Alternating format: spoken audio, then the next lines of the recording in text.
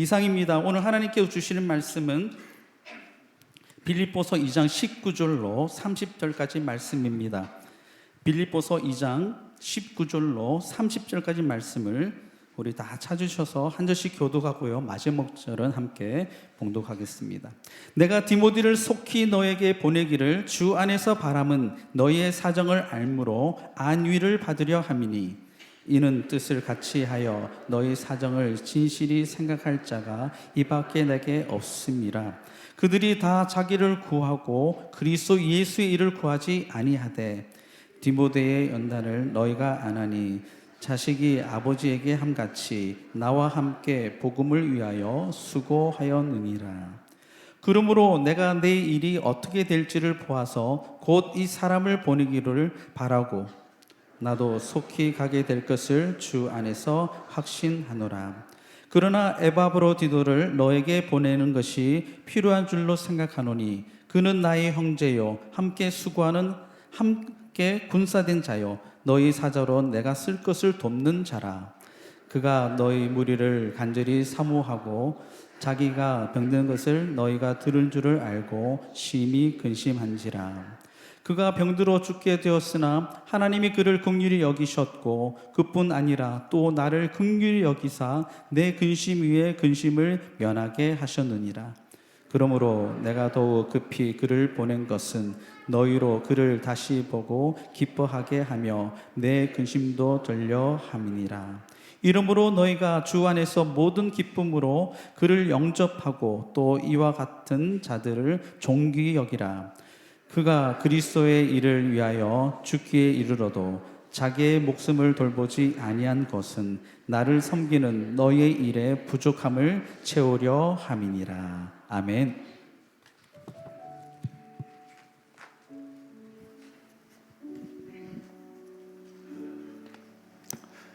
할렐루야. 오늘 주일 예배 오신 우리 성도님들 축복합니다. 잘 오셨습니다. 광고의 말씀을 제가 잠깐 부연해 드리면 우리 주보에 이 가을 말씀 부흥에 관한 안내문을 이렇게 넣어 드렸습니다. 거기 보시면 지난 우리 팬데믹 동안에 거의 3년에 걸쳐서 그냥 부흥회를 하지 못했는데 이제 올해 다시 부흥회가 시작이 되는데 그동안 했던 부흥회하고는 조금 일정을 달리 하게 됩니다. 그래서 그전에는 금요일, 토요일, 주일 이렇게 3일에 걸쳐서 연속을 했는데 올해 말씀 부흥회는 9월 마지막 주일, 그리고 10월 첫째 주일, 그리고 10월 둘째 주일, 그 주일 예배 시간에 말씀 부흥회를 합니다.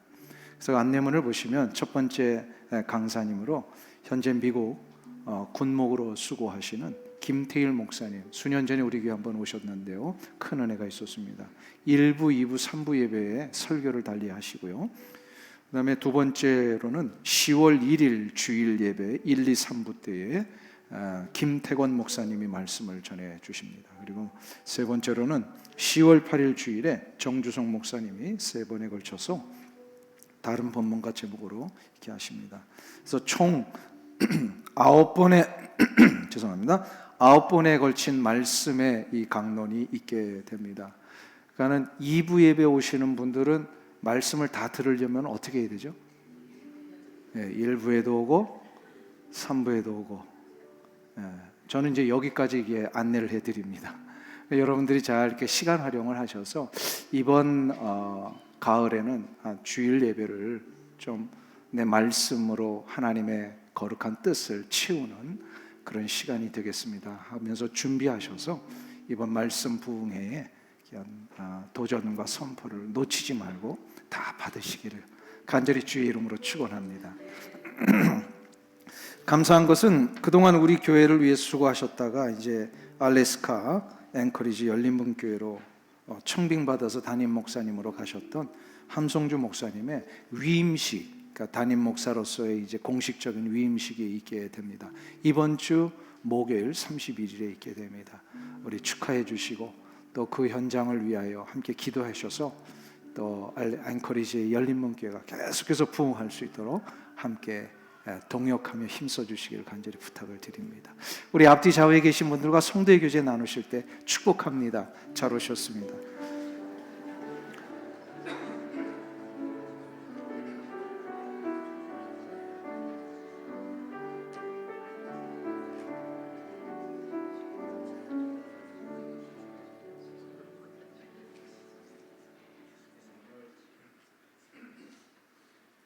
네, 오늘 할렐루야 찬양대 귀한 찬양 감사합니다. 우리 할렐루야 찬양대의 찬양을 박수는 조금 이따 치시고요. 우리가 늘 하나님 앞에 올릴 때마다 참 이렇게 기도하면서 준비하는 찬양이라는 것을 이렇게 느끼게 됩니다. 이 찬양이 우리 사람들에게 쇼업하는 게 아니라는 걸 늘 말씀드렸잖아요. 그래서 그런지 늘 마음에서 이렇게 우러나오는 간절한 하나님 앞에서의 영광의 찬양을 오늘도 올려드린 것으로 저는 이렇게 받았습니다. 감사를 드리고요. 또 찬양할 때마다 우리 모두가 다 이렇게 마음을 함께 실어주시면 감사하겠습니다. 잘했다고 박수 치고 싶으셔가지고 박수 그냥 이러고 있는 거예요. 지금 박수 치고 싶으셔서 그래요. 아무튼 수고 많이 하셨습니다. 오늘은 사도 바울이 로마의 감옥에 갇혀 있으면서 빌립보 교회를 향한 마음을 전달하는 그런 내용이 여기에 있습니다. 근데 그 내용 속에 빌립보 교회를 위하여 두 사람을 꼭 보내고 싶은 간절한 마음이 기록됩니다. 그래서 오늘은 그 중에 한 사람인 디모데를 보내고자 하는 이 내용을 좀 살펴보려고 합니다. 우리가 이 세상을 살아가면서 누군가를 만나서 그 사람과의 관계를 유지하고 또 그 사람에게 영향을 끼치고 또 영향을 받고 이런 좋은 관계를 유지하는, 이거 참 복된 만남 아닙니까? 그래서 이런 만남이 있다면 우리의 삶이 더 풍성해질 수 있고 또 하나님이 기뻐하시는 뜻대로 살아갈 수 있게 될 줄로 믿습니다. 그래서 유대계 독일 학자였던 마르틴 부버라고 하는 사람은 그 아주 유명한 책 속에 나와 너라는 책을 썼는데 거기서 이런 얘기를 합니다. 삶에서 가장 참된 것은 만남이다.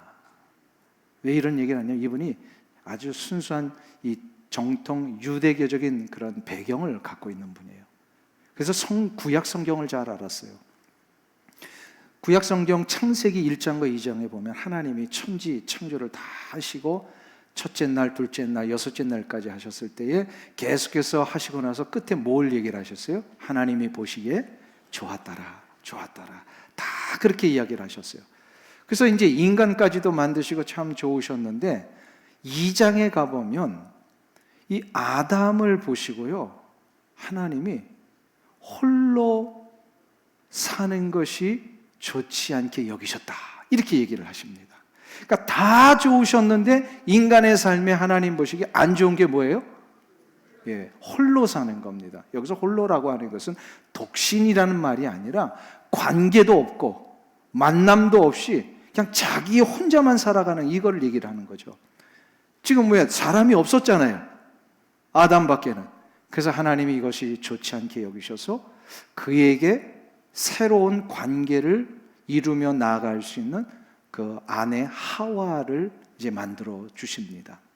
그래서 이 하와를 만들어 주심으로 인하여서 아담과 하와는 부부가 되는데 그 부부가 되는 과정을 가만 보세요. 하나님 만들어 주셔서 아담을 만나게 하시고 만남으로 인하여 서로가 영향을 주고 영향을 받고 풍성해지는 이런 역사가 있게 되지요.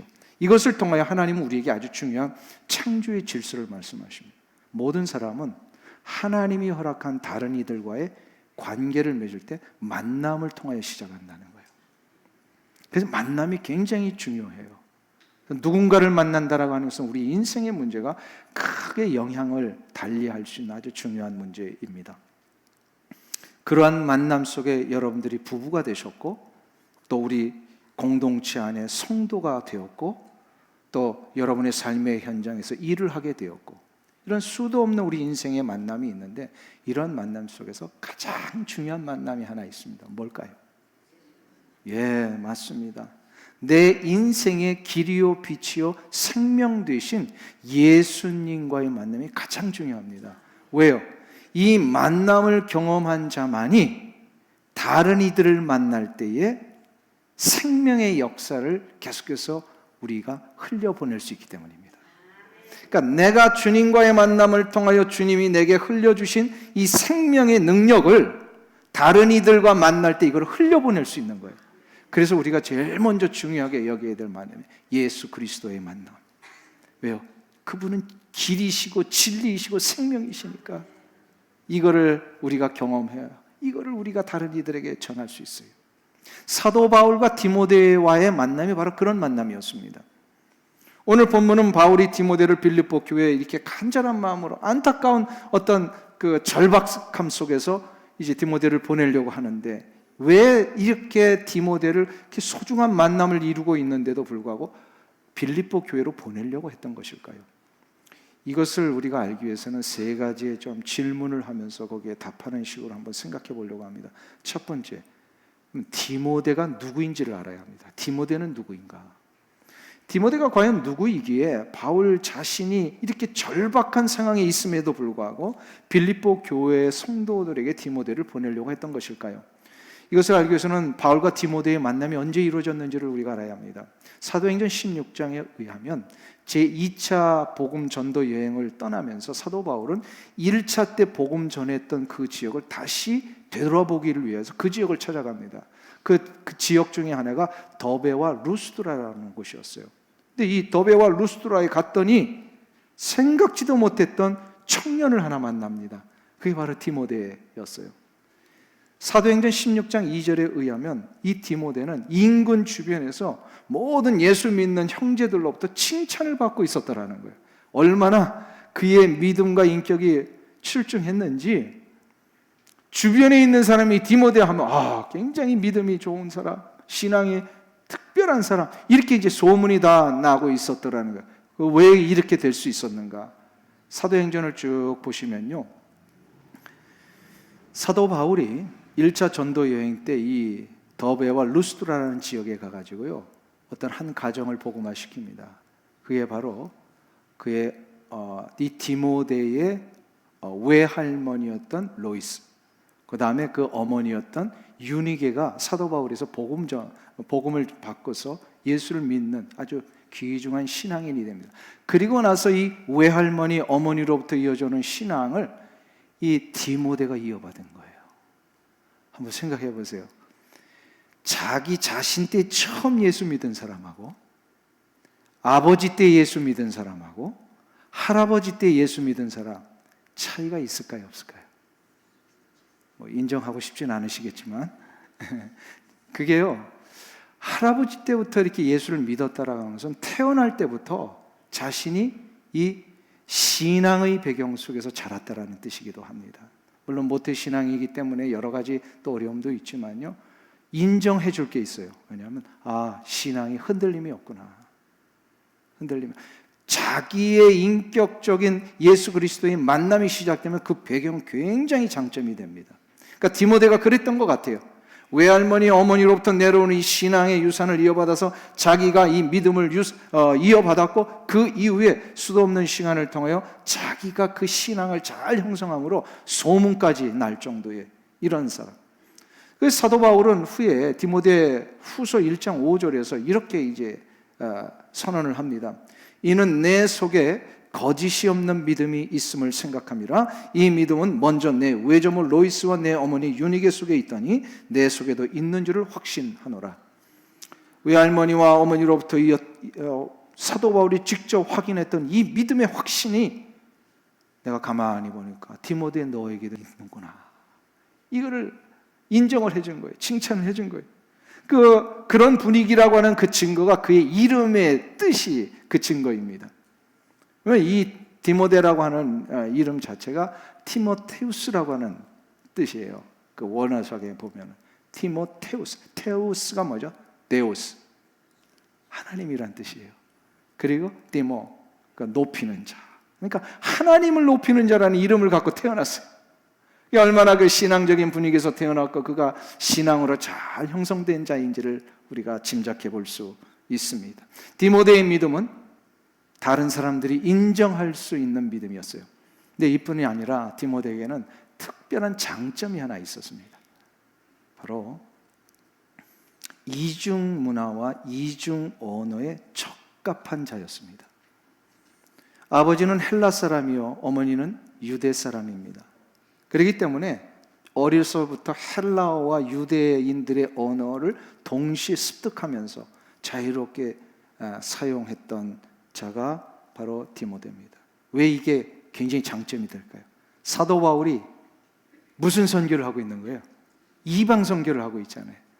유대인뿐만 아니라 그 헬라 제국 안에 있는 수도 없는 사람들에게 복음을 전할 때 사도 바울도 이중 언어자이지만 이 동역할 수 있는 자도 이중 언어를 쓸 수 있다라는 것이 너무나도 귀한 이런 자원 아닙니까? 그래서 디모데가 아주 적합한 자였어요. 교육학자인 컬린 베이컨이라고 하는 사람이요, 이 이중 언어를 쓰는 사람의 장점을 이렇게 얘기를 합니다. 이중 언어를 사용하는 자에게는 의사소통과 문화 극복을 잘할 수 있는 장점이 있다. 그래서 이중 언어를 사용하는 사람들을 가만 보면 굉장히 섬세하면서 긴밀하게 다른 이들과의 관계를 형성할 수 있는 능력이 있고요, 무엇보다도 다른 문화를 쉽게 포용한답니다. 그러니까 우리 주변에도 보면 이중 언어와 이중 문화에 아주 이렇게 적합한 사람들을 보면요, 굉장히 관계를 잘하죠. 그리고 어딜 가도 두려워하지 않고 모든 일들을 아주 힘있게 감당을 합니다. 지금 디모데가 그런 사람이었어요. 디모데. 이러한 청년을 만나니까요, 첫눈에 반해버린 거예요, 디모데.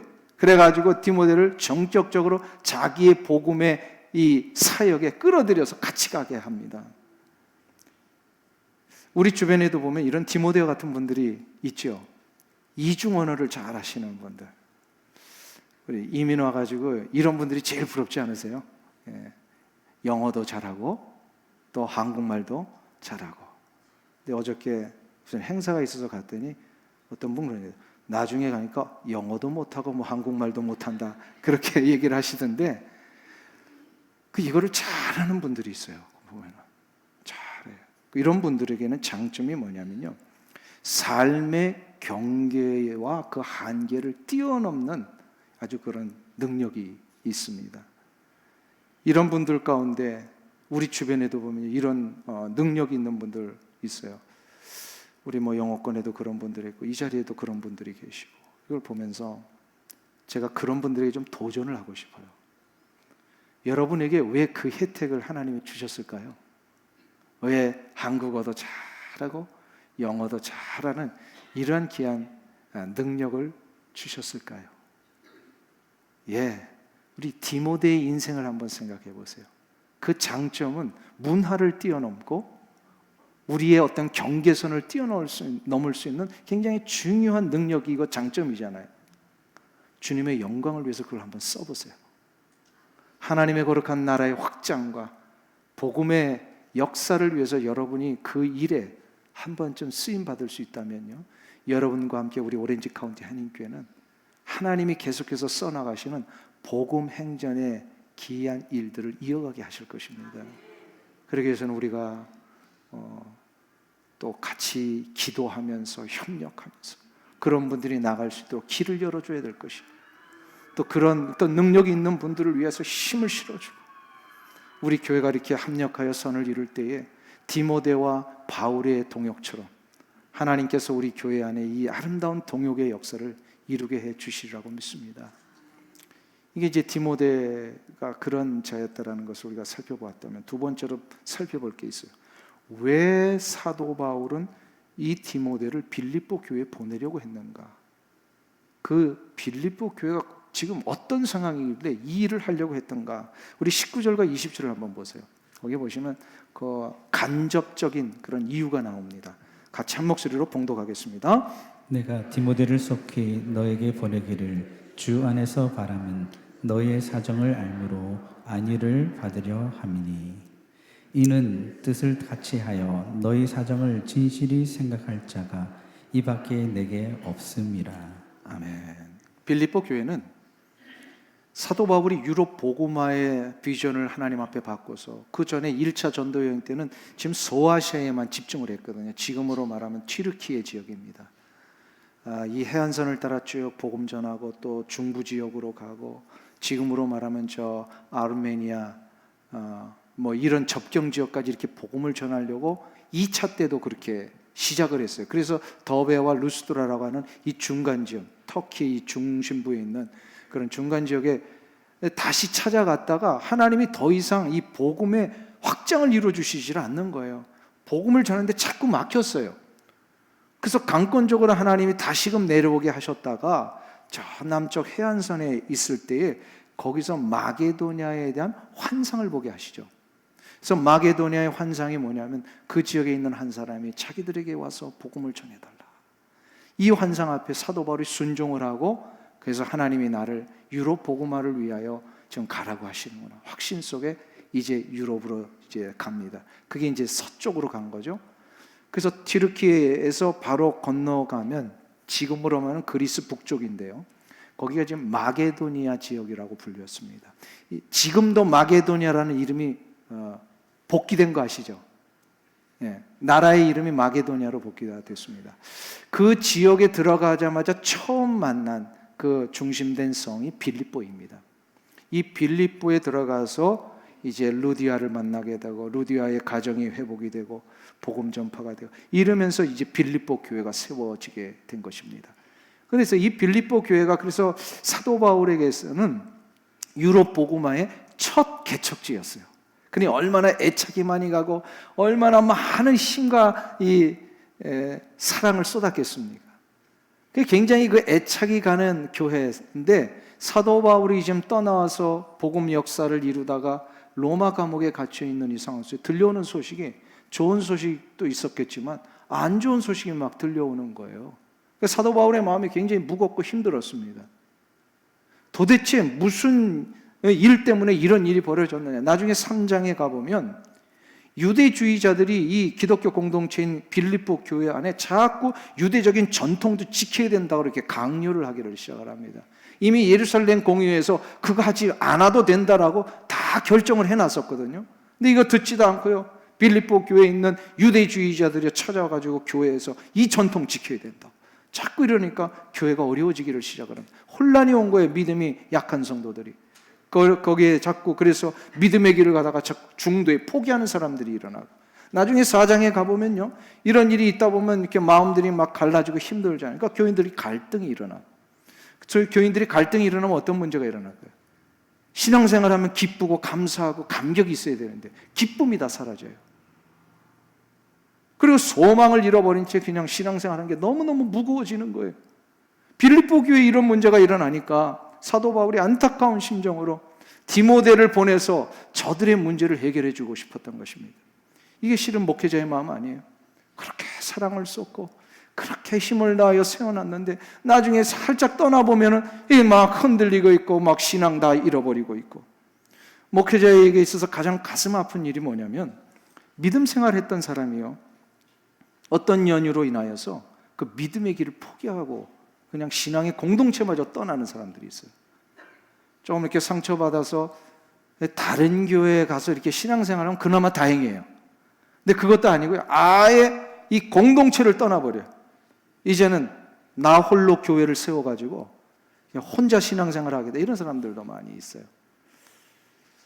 이런 소식이 들려오면 뭐 저의 개인적인 이야기를 해서 죄송합니다만, 물론 이제 이런 어려움이 있는 분들은 이제 달려가서 권면을 해봅니다. 하는데 제 경험상 보면요, 이 권면을 거의 다 듣질 않아요. 다 안 듣더라고요. 그래서 제가 한참 지나면서 여러 번에 걸쳐서 생각을 해봤는데, 왜 권면을 듣지 않을까? 이제 제 나름대로 내린 이런 평가요 결론입니다. 그게 뭐냐면, 그분들의 내면 속에 이미 평강이 무너져 있어요. 그리고 그분들의 내면 속에 기쁨이 사라졌어요. 한번 보세요. 평강이 무너지고 기쁨이 사라지면 어떻게 될까요? 영락없이 어둠의 세력이 그 영혼 속에 침투합니다. 어둠이 내 영혼 속에 침투를 하면 어떤 일이 일어나면 제일 먼저 나타나는 현상이 닫아버립니다. 사람들이 닫아요. 그리고 관계를 끊어요. 그리고 점점 자기 자신만의 동굴로 자꾸 깊이 들어갑니다. 이렇게 해서 대부분 공통적인 이런 과정인데요. 이런 분들의 문제를 그러면 어떻게 해결해야 될 것인가? 다 자기 동굴이 있어요. 보니까 사람들이. 근데 그 동굴로 자꾸 깊이 들어가요. 그럼 이런 분들을 동굴 바깥으로 이렇게 나오게 하는 방법은 뭘까요? 시간이 지나서 좀 인내하고 기다려주면 될까요? 이거는 당군 신화에서나 나오는 얘기예요. 곰이 쑥과 마늘 먹고 한 40일 있다가 자기 스스로 나왔잖아요. 이거는 신화에서나 나오는 일이 현실에서는 그게 잘 안 돼요. 그럼 억지로 끌어내오면 어떡할까요? 억지로 끌려 나오지만 도로 들어갑니다. 이런 분들은 그 문제로는 해결이 안 돼요. 그럼 어떻게 해야 되냐? 이건 성경적인 방법을 우리가 찾아야 합니다. 그 방법이 뭐냐? 그분 자체가 스스로의 의지를 가지고 빛을 바라볼 수 있게 해줘야 합니다. 근데 이 빛이라고 하는 것은 물리적인 빛이 아니라 영적인 빛이기 때문에요. 이렇게 후레쉬처럼 이렇게 누군가가 비춰준다고 해서 그게 그에게 빛이 비춰지는 게 아니에요. 그의 영혼의 문제이기 때문에 그가 영혼의 마음을 열고 영혼의 눈을 떠서 빛을 바라보고자 할 때 그 빛이 비춰지는 거예요. 이게 아주 조금 다른 이게 신비한 방법이죠. 그런데 이 빛은 자기 스스로 안에서 있는지를 찾아보면 이건 해결이 되지 않습니다. 이 빛은 반드시 바깥에서 내 어둠 속의 동굴로 비춰질 때 이것이 일어나는 거거든요. 그거를 영혼의 눈을 떠서 바라봐야 합니다. 요한복음 1장 5절은 이렇게 말씀을 합니다. 사도 요한이 우리 주 예수 그리스도의 성육신의 사건을 이야기를 하면서 하신 말씀이에요. 우리 같이 요한복음 1장 5절 봉독합니다. 빛이 어둠에 비치되 어둠이 깨닫지 못하더라. 예, 이것이요 조금 개역 개정 성경의 번역의 뉘앙스가 조금 어려워요. 깨닫지 못하더라 이렇게 됐죠. 이거를 새 번역 성경은 원어에 조금 잘 맞춰서 번역을 했어요. 새 번역을 한번 같이 읽겠습니다. 그 빛이 어둠 속에서 비치니 어둠이 그 빛을 이기지 못하였다. 네. 어둠은 빛을 이기지 못합니다. 그러니까 자신만의 동굴에 갇혀 있는 사람들이 동굴 밖으로 나오는 방법은 의지를 가지고 그 빛을 바라보는 것에 있다 그랬어요. 그죠? 근데 이 빛은 바로 예수 그리스도이십니다. 예수 그리스도의 빛은 우리가 의지를 가지고 영혼의 눈을 떠서 바라보고자 할 때 그 빛이 비춰지는 거예요. 그래서 이 빛이 우리에게 비춰지는 순간 그 빛은 어둠을 어떻게 한다고요? 이깁니다. 이긴다라고 하는 것은 무슨 뜻이에요? 그 어둠이 저절로 물러나게 된다는 거예요. 어둠이 물러나면 그의 영혼 속에 다시금 생명의 역사가 일어나고 인생의 길이 밝히 보여지게 됩니다. 왜요? 예수님은 길이요 진리요 생명이시고 우리의 빛이시고 우리의 생명의 떡이시잖아요. 그렇기 때문에 예수님의 빛이 그의 인생에 들어오는 순간부터 그는 다시금 생명의 능력을 얻는 거예요. 사도 바울은 빌립보 교회 성도들의 문제가 이렇게 해결되어야만 된다는 걸 알았어요. 그래서 이거를 안내해주고 이것을 실제로 가르쳐주며 사도 바울의 심정을 해줄 수 있는 사람은 디모데밖에 없었던 거예요. 그래서 굳이 이 문제를 디모데에게 맡겨서 가서 이 문제를 해결해달라 이게 부탁하기 위해서 디모데를 보낸 겁니다. 자, 그러면 마지막 세 번째로 생각해 볼 게 있어요. 과연 바울은 디모데에게 어떤 존재였고 디모데는 바울에게 어떤 존재였는지 이거를 알아야만 사도 바울이 지금 빌립보 교회에 디모데를 보내려고 하는 이유를 알게 됩니다. 이거를 조금 나눠서 두 가지로 살펴보면 먼저 디모데에게 바울은 어떤 존재였는가 이것을 잘 보여주는 구절이 22절입니다. 우리 다 같이 22절을 한 목소리로 봉독합니다. 디모데의 연단을 너희가 아나니 자식이 아버지에게 함같이 나와 함께 복음을 위하여 수고하였느니라. 디모데는 원래 처음에는 이렇게 강한 성격을 가지고 있는 그런 사람이 아니었습니다. 디모데후서 1장에 보면 처음에 사역을 할 때요, 이 디모데가 어떤 어려움이 문제가 일어나고 좀 험한 일들이 일어나면 막 두려워했던 그런 사역자였어요. 그러니까 초기 사역이 좀 그랬다라는 거예요. 디모데 전서에 보면요, 교회에서 누군가가 이제 목회를 할 때 잘못하면 그 잘못에 대해서는 가르쳐 줘야 되잖아요. 이거 잘못입니다. 죄를 졌는데도 그냥 덮을 수는 없잖아요. 이건 죄입니다. 이렇게 해서 어떨 때는 좀 목회자로서 꾸짖는 일도 해야 되는데 워낙 이 디모데가 유약했어요. 여렸어요. 그래가지고 누구를 이렇게 꾸짖지를 못하고 있었던 거예요. 그런 내용들이 이제 디모데 전서에도 이렇게 나와요. 근데 여기에 설상가상으로 몸이 너무 약했어요, 디모데가. 그래서 몸이 약해가지고 여러 병들이 있었고, 근데 하다못해 그 사도 바울이 뭐까지 권면해요? 너의 위장을 튼튼하게 해서 포도주를 좀 써라. 그 당시에 포도주는 치료의 역할도 했기 때문에, 그래서 그렇게까지 권면하는 것을 우리가 알게 됩니다. 그러니까 이 디모데의 목회가 쉬웠을까요? 어려웠을까요? 굉장히 어려웠습니다. 목회 자체가 디모데에게는 고난이에요. 저한테는 목회가 고난일까요? 아닐까요? 한번 좀 평가 좀 해주세요. 네? 저는 기쁨입니다. 저는 아주 신났는데요. 그 디모데에게는 아마 그 성격상 굉장히 그 힘이 들었던 것 같아요. 근데 중요한 것이 있어요. 그 자리에 머물지 않고 디모데는 잘하는 목회자였습니다. 잘하다 보니까 로마서의 5장 3절과 4절에 사도 바울이 말씀하시죠. 환난은 인내를, 인내는 연단을, 연단은 소망을 이루는 줄 알미로다.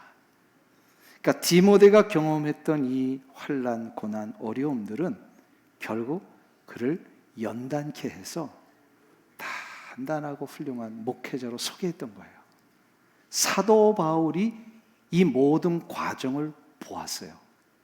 그리고 그렇게 사도 바울이 인내하며 기다려줬고 또 필요할 때는 훈련시켰고, 그래서 이러한 사도 바울에 의해서 디모데는 아주 훌륭한 목회자로 서게 됐던 것이, 연단받은 거예요, 디모데가. 그러니까 고난이 다 필요 없는 그런, 안 받으면 좋겠다는 그런 게 아니라 연단을 받으면 받을수록 어떻게 돼요? 강해집니다. 연단, 이 한자 아시죠? 연, 뭐죠? 이렇게 불릴 연자를 써요. 이렇게 부드럽게 만드는 그런 거. 그 다음에 단이라고 하는 것은 두들길 단자를 씁니다. 이게 대장간 용어 아니에요. 그래서 대장장이가 그 약한 쇠를 단단하게 만들려면 풀무불에 탁 넣으면 이 쇠가 어떻게 돼요? 벌겋게 다르면서 이렇게 불려지고 부들부들해집니다. 이거를 망치로 계속해서 두들기면 어떻게 되죠? 단단한 철이 됩니다. 연단을 받는다라고 하는 것이 그 뜻이에요. 그래서 고난받는 것이 내게 유익이라 라고 하시는 것이, 바로 하나님이 허락하신 연단의 과정을 우리는 이겨나가면 분명히 아주 훌륭한 자로, 그리고 아주 단단한 자로 서게 됩니다. 그러니까 목회가 너무 쉽고 평강만 있어도 안 돼요. 보니까 좀 어려움도 있어요. 기도도 하고. 그렇지 않아요? 우리 신앙생활도 마찬가지. 그냥 나는 이때까지 한 번도 뭐 연단이라고 고난이라고 받아본 적 없습니다. 그런 분 계세요? 그게 좋은 게 아니에요. 그래도 때때로 좀 어려움도 있고 마음의 깊은 고민 속에 기도해야 되는 시간도 갖고, 이런 거 하다 보면 어떻게 돼요? 내가 점점 단단해지는 거예요. 자, 그러면 제가 다시 이거 여쭙습니다. 여러분들 지금까지의 신앙생활 속에 나는 한 번도 연단이 없었습니다 하시는 분 계세요? 한 번 이상은 다 연단이 있었습니다. 그렇습니까? 예. 그러면 다시금 묻겠습니다. 여러분들이 그 연단을 받은 후에 소감이 어떠세요? 여러분을 되돌아보니까 어떤 그 평가가 나오세요? 연단 받고 나니까 어떻게 되셨어요? 단단해지셨어요? 네. 그 단단해졌다는 게 무슨 뜻일까요? 나는 단단해졌습니다. 이게 무슨 뜻일까요? 네. 성경에서는요, 연단이라고 하는 이 단어를 도키메라고 하는 단어, 헬라어를 씁니다. 이거는 수많은 경험과 연단의 시간을 통하여서 형성된 인품을 얘기를 합니다.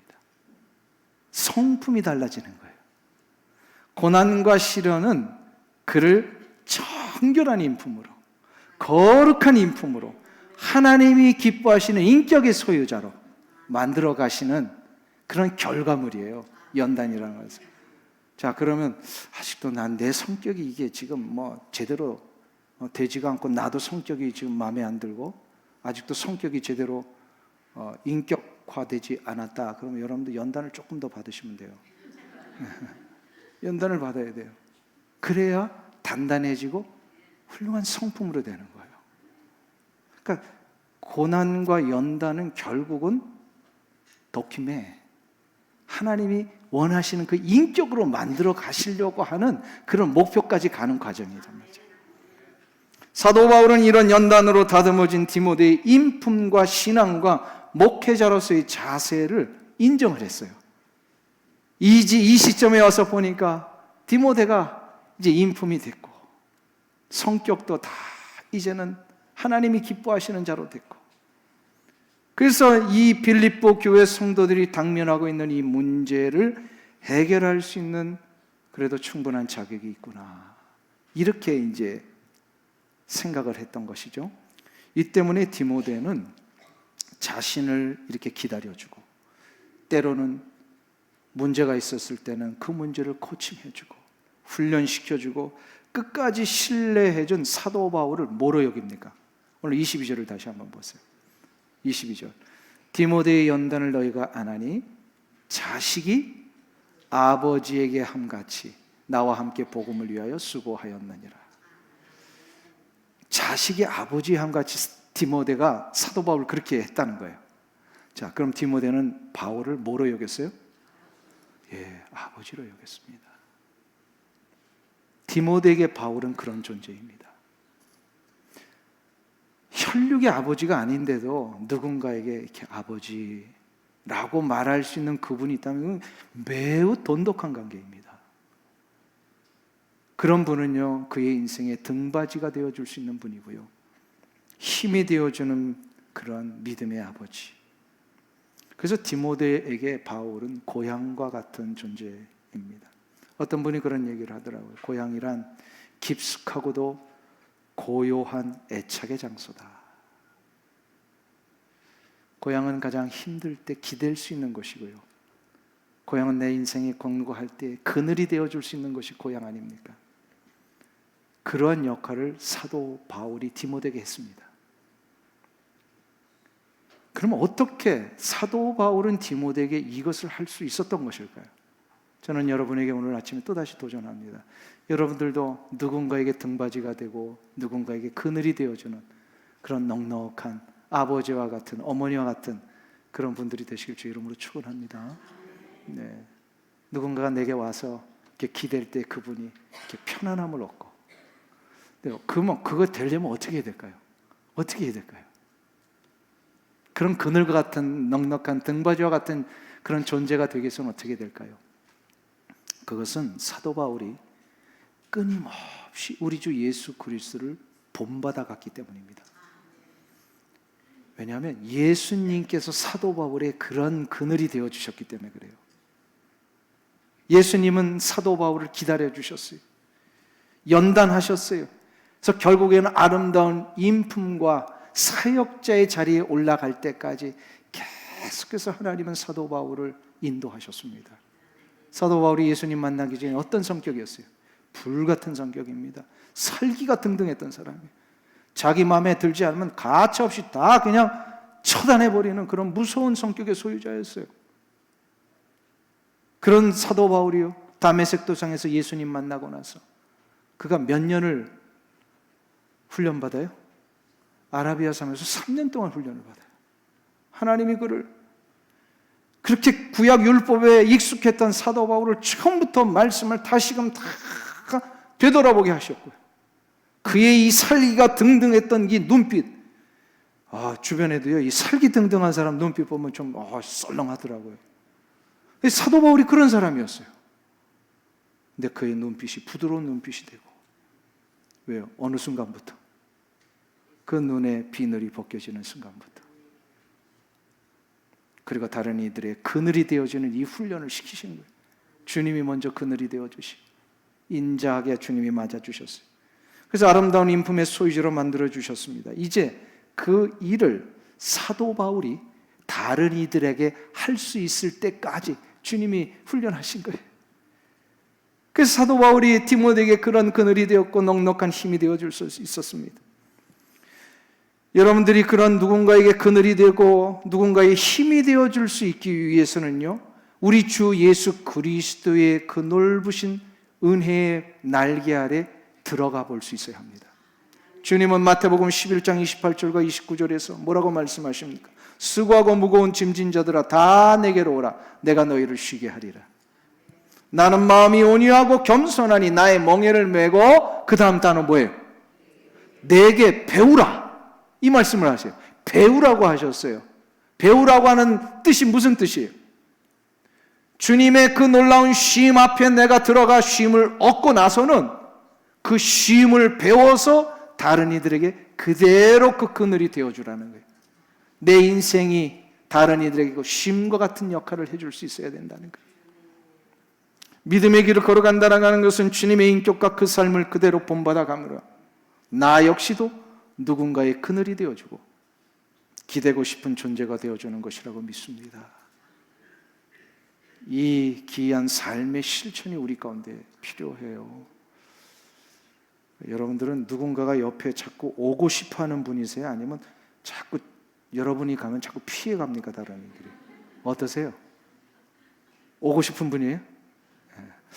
근데 밥을 먹을 때는 이렇게 친한 것 같은데 삶에 있어서 어떤 구체적인 어려움들이 있을 때는 이렇게 서로가 도움을 주고 받는 이 일이 어려워질 수 있다면 우리가 한번 이것으로 다시 돌아와야 됩니다. 그늘이 되어줘야 된다. 그늘이 되어줘.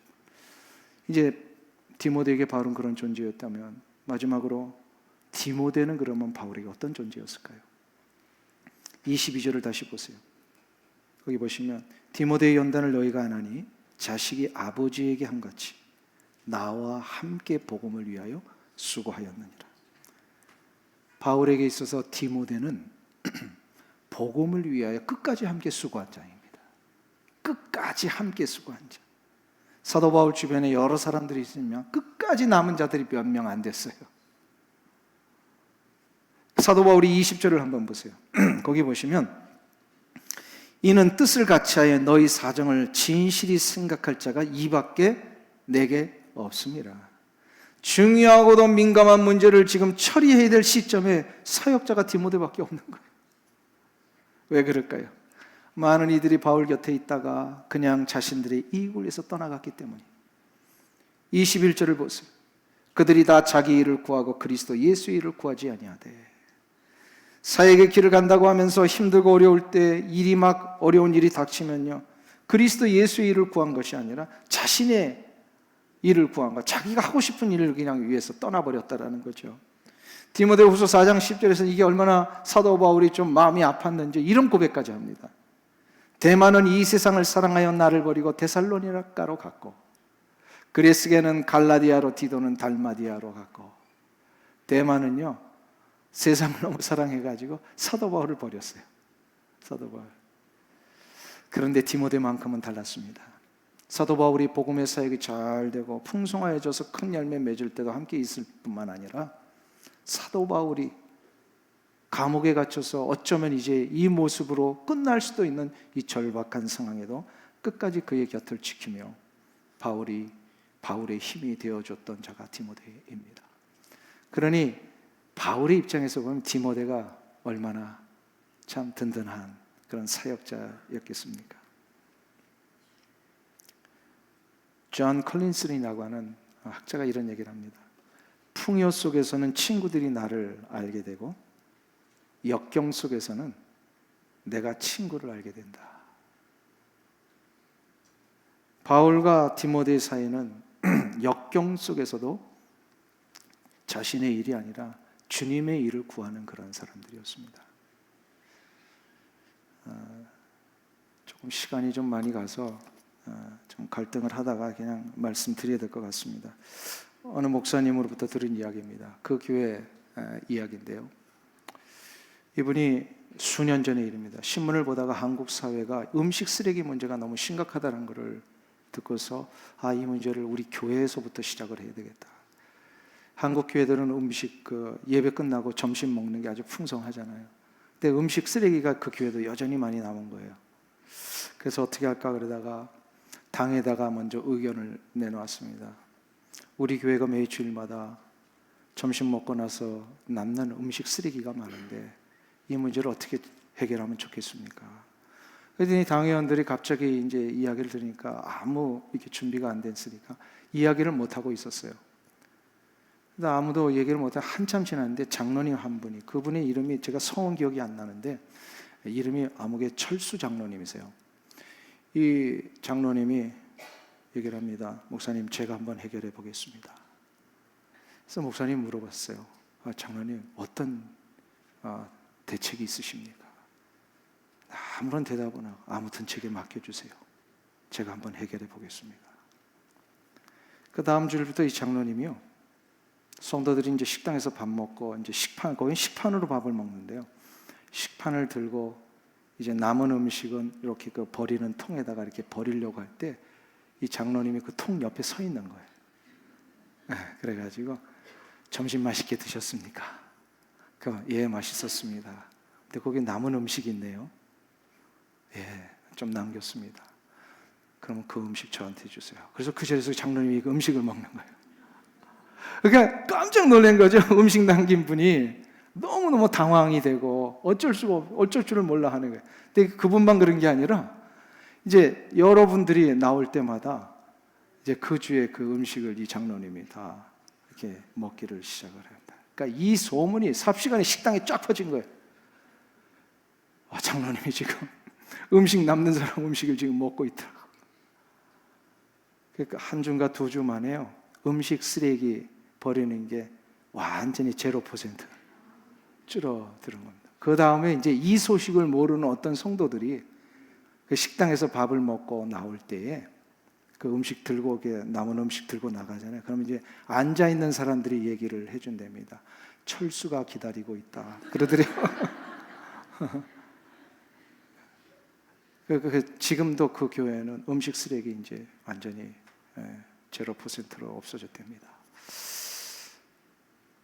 제가 그 목사님의 이야기를 들으면서 예수 그리스도의 일을 구한다는 게 무슨 뜻일까를 생각을 해보았습니다.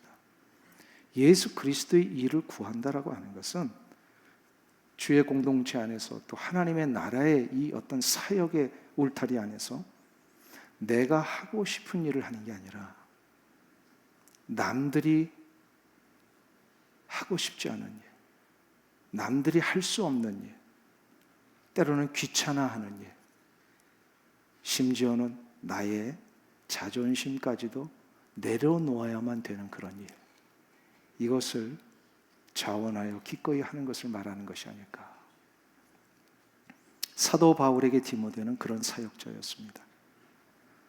함석헌 선생님의 첫 식구가 생각이 납니다. 말리길 나서는 날 처자를 내맡기며 맘 놓고 갈 만한 사람, 그 사람을 그대는 가졌는가. 모두가 사도 바울을 버리고 떠날 때에, 자기가 하고 싶은 일을 위해 세상으로 나갈 때에 디모데는 그 자리를 지켰습니다. 자기가 하고 싶은 일이 아니라 예수 그리스도의 일을 위해 사도 바울과 함께 끝까지 했습니다.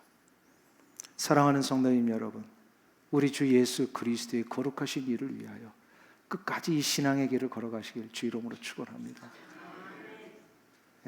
그리하여 주님 앞에 서는 날, 내가 나를 위해 이렇게 죽도록 충성하였구나, 주의 칭찬받고 또 하나님의 거룩한 영광의 상급을 다 누리시는 여러분들 되시길 주 이름으로 축원합니다.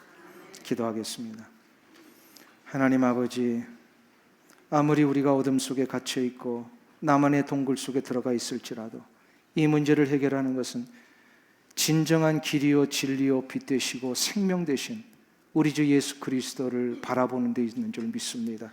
주여, 우리의 모든 삶 속에 그 놀라운 생명의 빛을 비춰주셔서 내가 하고 싶은 일이 아니라 우리 주님이 원하시는 그 일을 기꺼이 겸손히 나를 내려놓고 끝까지 걸어갈 수 있는 우리 모든 성도들 되게 하여 주시옵소서. 예수님의 이름으로 기도하옵나이다. 아멘.